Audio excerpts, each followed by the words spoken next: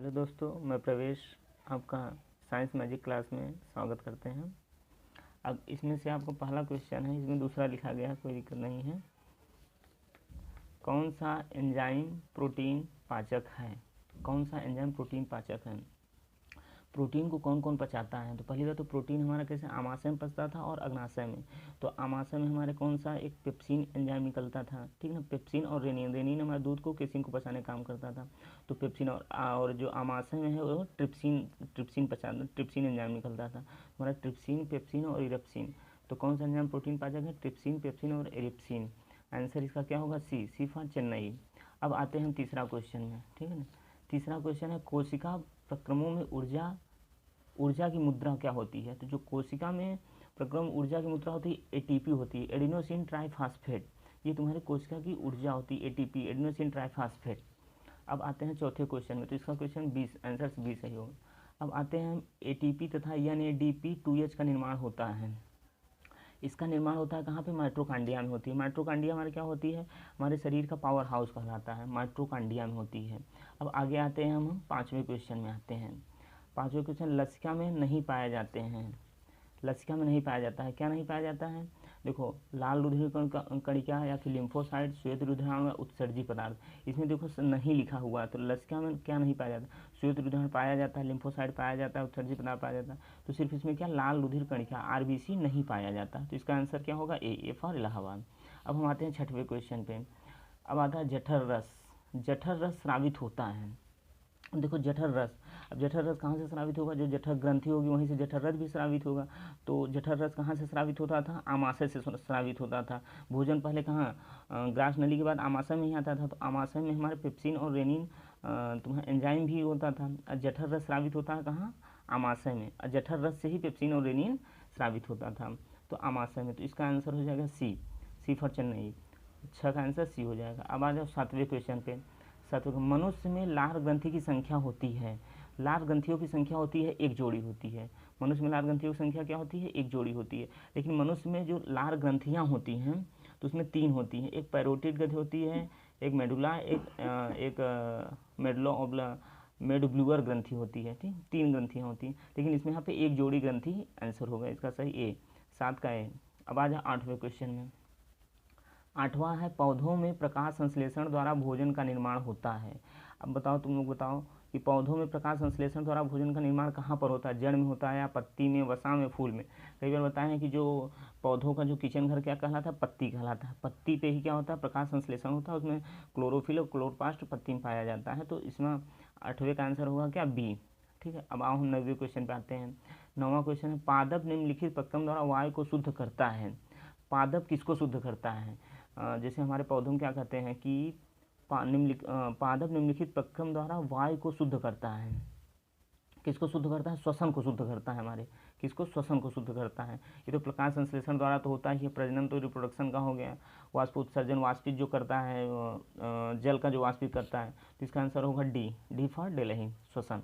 चलो अब अगला 10वां क्वेश्चन आता है। मनुष्य में ग्रास नली की लंबाई होती है। मनुष्य में ग्रास नली की लंबाई कितनी होती है?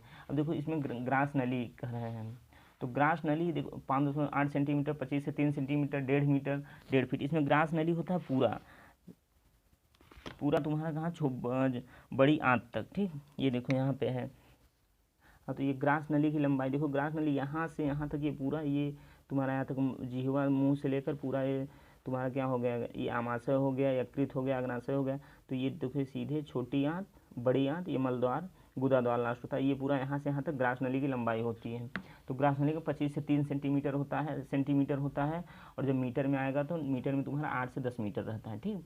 अब आ जाओ 11 नंबर क्वेश्चन में आ जाओ। मनुष्य के प्रत्येक जबड़े में चवणक दांतों की संख्या होती है। अब इसमें देखो चवणक, इसमें 4 प्रकार के दांत होते हैं, कृदंत, रदनक, अग्र चवणक और चवणक। चवणक सबसे पीछे वाला होता है। तो इसमें प्रत्येक जबड़े कहेगा मतलब कि सब या तो नीचे वाला जबड़ा है तो ऊपर वाला जबड़ा। तो नीचे वाले जबड़े में 3 इस तरफ होगा, 3 इस तरफ, 3 3 6 होते हैं। तो इसका आंसर क्या हो जाएगा? 6। प्रत्येक वर्ण 6 नीचे, 6 ऊपर, तो 12 होते हैं पूरे। तो यहाँ पे 6 हो जाएगा। अब आ जाओ 12वें क्वेश्चन पे। अमोनिया को यूरिया में परिवर्तित करता है। अमोनिया को यूरिया में कौन परिवर्तित करता है? बताया था कि अमोनिया को यकृत जो लीवर होता है वो यूरिया में परिवर्तित कर देता है, ठीक है ना। अब फिर यूरिया परिवर्तित, यूरिन किसके थ्रू बाहर निकलता है? किडनी से बाहर निकलता है, ठीक है, तो इसका आंसर होगा बी, बी फॉर बॉम्बे। अब आ जाओ 13 पे आ जाओ। 13 क्वेश्चन है, फ्लोएम द्वारा भोजन का स्थानांतरण होता है। अब फ्लोएम द्वारा भोजन का स्थानांतरण किसका होता है? सुक्रोज के रूप में, प्रोटीन के रूप में, या हार्मोन्स के रूप में, या सा के रूप में? हाँ, तो डी, इसका डी था, वसा के रूप में। तो इसमें फ्लोएम द्वारा भोजन का स्थानांतरण होता है, किसके द्वारा होता है बताओ? इसमें होगा सुक्रोज के रूप में। फ्लोएम द्वारा भोजन का स्थानांतरण किसके रूप में होता है? सुक्रोज के रूप में होता है। और जाइलम द्वारा जल के रूप में, वो जल पहुंचाता है। फ्लोएम क्या होता है? पोषण पहुंचाता है। ठीक, अब आते हैं चौथे 14 नंबर क्वेश्चन पे। स्वपोषी पोषण के लिए आवश्यक है।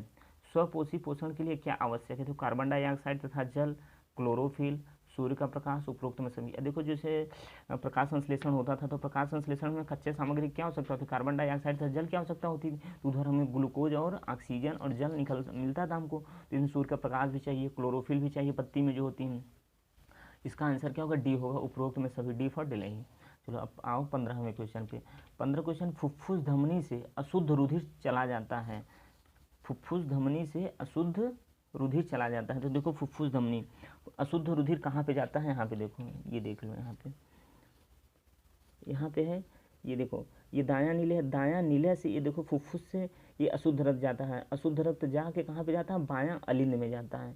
कहाँ पे जाता है? बाएं अलिंद में। किससे जाता है? फुफ्फुस से जाता है। ठीक, फुफ्फुस धमनी से होके जाता है। तो फुफ्फुस धमनी में भी अशुद्ध होता है। तो कहाँ पे जाए अशुद्ध रुधिर चला जाता है? कहाँ पे? फेफड़े में जाता है। इसका आंसर क्या होगा? B, B for Bombay. फेफड़ा इसका आंसर होगा, फेफड़े में चला जाता है। अब अग्नाशयी रस किसके पाचन में सहायक होता है? अब देखो अग्नाशयी रस किसके पाचन में सहायक, इसके पहले क्वेश्चन आया था। तो बताओ इसमें अग्नाशयी रस किसके पाचन में सहायक होगा? अब देखो यहाँ पे है प्रोटीन है, प्रोटीन एवं वसा है, प्रोटीन एवं कार्बोहाइड्रेट है, प्रोटीन, कार्बोहाइड्रेट एवं वसा है। तो अग्नाशयी रस से जो अग्नाशय रस होता था उसमें से कौन से एंजाइम? 3 एंजाइम निकलते थे। कौन कौन? LAT, LAT, L for lipase, A for amylase, T for trypsin. तो क्या होता है? ट्रिप्सिन प्रोटीन का पाचन करता था, तो कार्बोहाइड्रेट वसा। तो इसका डी होगा आंसर, क्या होगा? D for Delhi. अग्नाशयी रस किसके पाचन में सहायक होता? प्रोटीन के पाचन में। एमाइलेज देखो, प्रोटीन, ट्रिप्सिन क्या करता था? प्रोटीन को पचाता था। कार्बोहाइड्रेट क्या पचाता था? एमाइलेज पचाता था। और वसा को क्या पचाता था? लाइपेज। ठीक, अब आते हैं 17वें क्वेश्चन में। पादप में वायु प्रदूषण कम करने वाली प्रक्रिया है। पादप में वायु प्रदूषण, जो पौधे होते हैं किस लिए लगाए जाते हैं? क्योंकि उसमें क्या, जो तुम्हारा श्वसन, वायु प्रदूषण जो होता है उसको कम करने के लिए क्या, श्वसन होता है। तो पादपों में वायु प्रदूषण कम करने वाली प्रक्रिया क्या है? श्वसन है। ठीक, अब आ जाओ 18वें क्वेश्चन में आ जाओ। हीमोग्लोबिन महत्वपूर्ण भूमिका निभाता है। अब हीमोग्लोबिन हमारे ब्लड में पाया जाता है, HB में, HB जिसे कहते हैं हीमोग्लोबिन, हमारे ब्लड में पाया जाता है। तो किसमें महत्वपूर्ण भूमिका? श्वसन। ब्लड हमारा क्या करता है? हमारे श्वसन का मतलब कि हमारे ऑक्सीजन का परिवहन करता है। कौन? ब्लड करता है। तो इसका आंसर होगा बी, हीमोग्लोबिन महत्वपूर्ण भूमिका निभाता है, किसमें? श्वसन में महत्वपूर्ण भूमिका निभाता है। आगे चलते हैं। रंध्र में द्वार कोशिकाएं पाई जाती हैं। रंध्र में कितने द्वार कोशिकाएं पाई जाती है? इसमें 2 कोशिकाएं पाई जाती हैं। रंध्र में जो होता है, रंध्र क्या काम करता है? ऑक्सीजन और कार्बन डाइऑक्साइड का क्या करता है? संवहन करता है रंध्र। अब आ जाते हैं 20 नंबर। प्रकाश संश्लेषण में ऑक्सीजन निकलती है। अब प्रकाश संश्लेषण में ऑक्सीजन कहाँ से निकलती है? तो प्रकाश संश्लेषण में इसमें आंसर है कार्बन डाइऑक्साइड से, जल से, पर्णहरित से, इनमें से किसी नहीं। तो कार्बन डाइऑक्साइड से निकलेंगे तो खुद ही गैस ही है, जल से निकलेगा नहीं। पर्णहरित, क्लोरोफिल, यहाँ से क्या उसमें पत्तियों से निकलता है ऑक्सीजन, पत्ती से भी, तुम्हारी टहनी से भी ऑक्सीजन बाहर की ओर निकलता है। तो यहाँ पे आंसर एग्जैक्ट होगा, इनमें से किसी में से नहीं होगा, न जल से निकलेगा न यहाँ से। क्लोरोफिल यहाँ पे अगर पत्ती दिया होता तो हो सकता था, लेकिन पर्णहरित से नहीं। ठीक, अब आओ 21 नंबर क्वेश्चन। निम्नलिखित में से कौन सी ग्रंथ बाह्य एवं अंतःस्रावी दोनों ग्रंथियाँ हैं? अब देखो एक बाह्य स्रावी ग्रंथियाँ होती थी, एक अंतःस्रावी ग्रंथियाँ होती थी। जिसमें अग्नाशय है, पिट्यूटरी ग्रंथ है, थाइमस है, थायराइड है।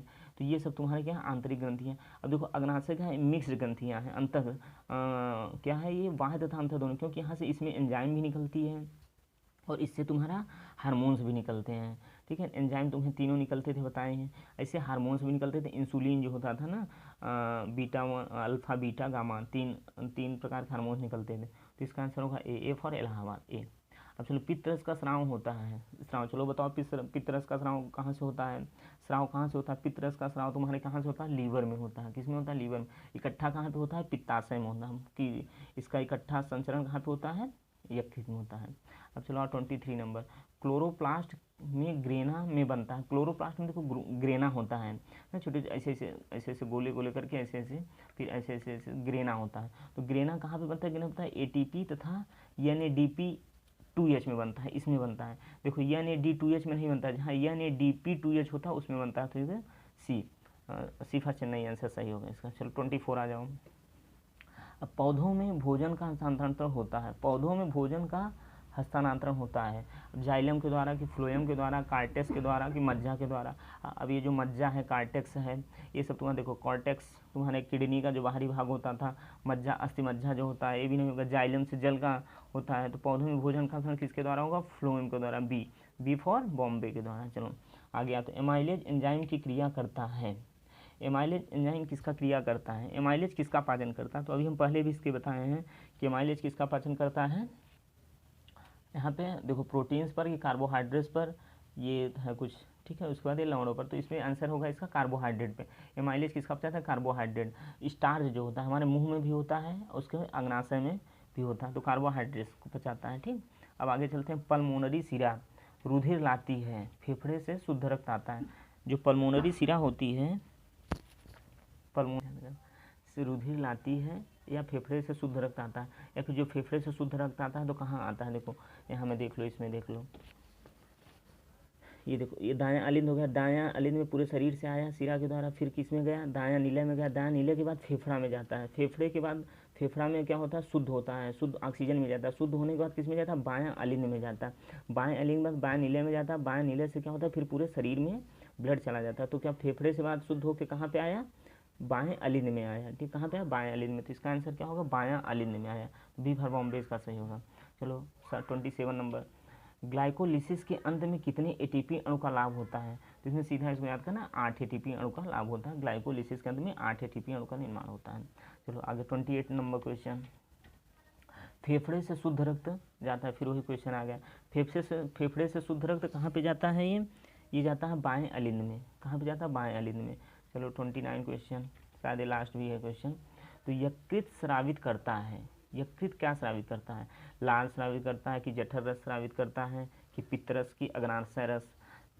जो यकृत होता है क्या स्रावित करता है? ये तुम्हारा पित्तरस स्रावित करता है। ये क्वेश्चन पहले गया था, तो ये इसका आंसर। तो ये हमारे जितने थे सब प्रीवियस ईयर क्वेश्चन थे, किसी न किसी साल ये क्वेश्चन आए हुए क्वेश्चन हैं। तो इसका 29 का क्वेश्चन क्या है? पित्तरस है, और सभी इंपॉर्टेंट क्वेश्चन हैं जितने भी क्वेश्चन हैं अभी तक। तो इसका आंसर क्या था? पित्तरस स्रावित करता था।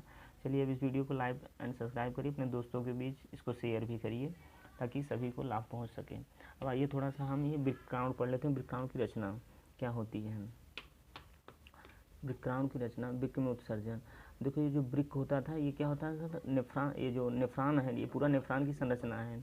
नेफ्रॉन की क्या होता है? ये संरचना है। नेफ्रॉन सबसे छोटी इकाई किसकी? किडनी की सबसे छोटी इकाई है, ठीक।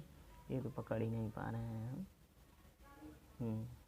ये अब देखो यहाँ पे क्या होता है? ये बोमन संपुट होता है, बोमन संपुट होता है। जो केशिका गुच्छा होता है, ग्लामेरुलस, इसी में सबसे पहले ब्लड आता है। जो भी मतलब छानना होता है ब्लड इसी में आता है। फिर यही पूरा इसका स्ट्रक्चर है, ये पूरा वृक्क धमनी है। सबसे संग्राहक वाहिनी होता है, ये संग्राहक वाहिनी होता है, इसी के द्वारा बाहर तुम्हारा क्या होता है? पेशाब ये बाहर की ओर निकल जाता है। अब बाकी जो छने हुए जो ये रेड कलर का है, ये इससे क्या होता है? रेड कलर का है, इसमें ब्लड चला जाता है, और इसमें जो है जो नीला कलर है इसमें कार्बन डाइऑक्साइड मिला होता है, इसमें ऑक्सीजन मिला होता है। वृक्क धमनी ये क्या है? वृक्काणु की संरचना है। तो कोशिका गुच्छ निस्यंदन था, उसके बाद अवशोषण था, उसके बाद नलिका श्रावण था। ये पूरा था, इसको देख लेना तुम लोग, ठीक है। ये है पूरा, ठीक। ठीक है, तो हम इसी पर यहाँ पे वीडियो ख़त्म करते हैं। Okay, thank you.